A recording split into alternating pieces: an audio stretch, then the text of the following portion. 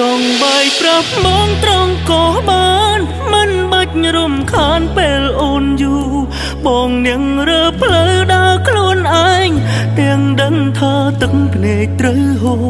មានន័យអ្វីនៅចិត្តកាយស្ងួនបើបេងដងអូននៅក្បែរគេ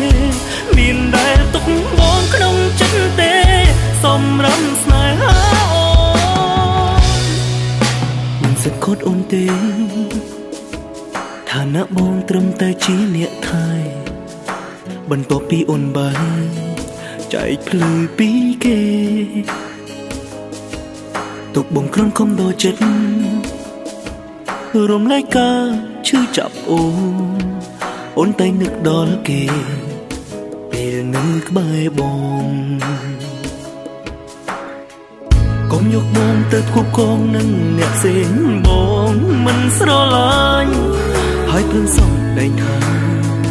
អូនមិនស័ក្តិសម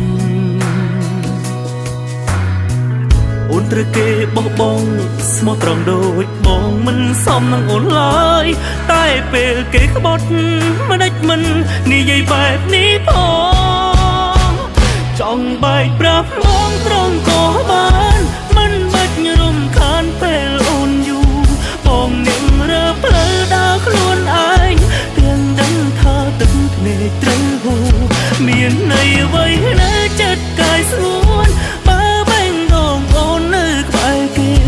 មានដែលទុកបងក្នុងចិត្តទេសម្រាប់ស្នេហាអូនមានចំពោះបង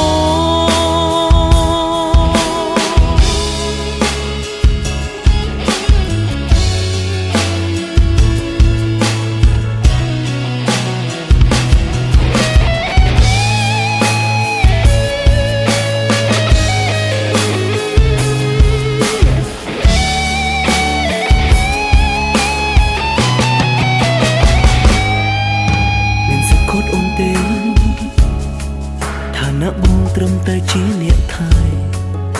បន្ទាប់ពីអូនបានចែកភ្លឺពីគេ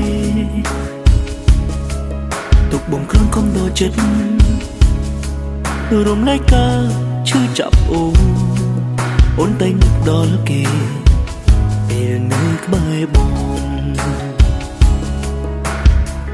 កុំយកបងទៅគប់កងនឹងអ្នកផ្សេងបងមិនស្រឡាញ់ហើយព្រមសំដែងថាអូនមិនស័ក្តិសមអូនត្រូវគេបោះបង់ស្មោះត្រង់ដូចបងមិនសមនឹងអូនឡើយតែពេលគេក្បត់មិនដេចមិននិយាយបែបនេះផងចង់បែកប្រាប់បងត្រង់